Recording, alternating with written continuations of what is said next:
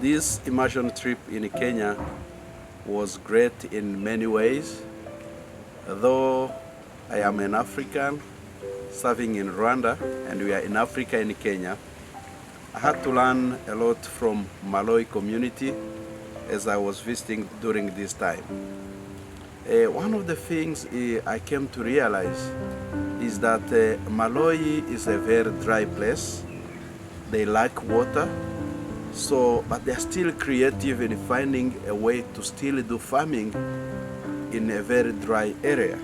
They always find creative ways of doing that. So as a lesson, as a person who do farming, I can say how we can even use the opportunity of having plenty of water in maximizing these opportunities in farming and creating food for the people. Another lesson I came to learn about this as a pastor, the AIC Church in Maloi has been very creative in creating a dynamic widow ministry, which specifically allows the widow in the church to come and serve the rest of the community. They come together as a support group, supporting each other, not on a specific day, but on everyday life basis. They are supporting each other and they are making soap together. They are able to create and produce something in their community.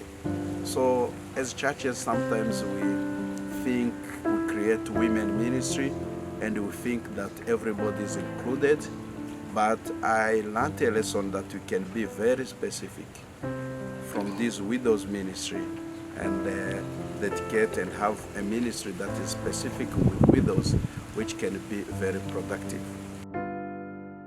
So part of our mission trip this year was to reach out and work in a local community so that we can have both a team from the US and India experience what it is like to live in a Kenyan village.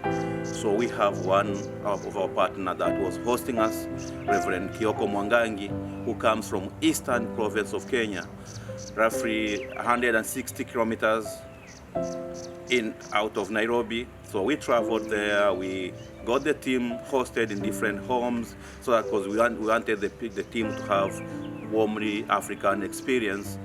And we thank God for what he did through our host, Reverend Mwangangi, in Maloi. We were hosted in 4 families. The families did a great job in terms of hosting us.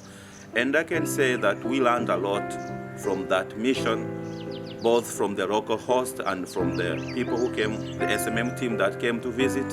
And more profoundly was how SMM is able to reach out wider to different communities. We had Indians representative from the north and south, and they shared their experience on how SMM through their ministries is transforming their lives. After we're done with the mission in Kioko's community, we moved down to coast in Mombasa, and there as a team we were able to meet the new partners of SMM from 3 counties of the coast region.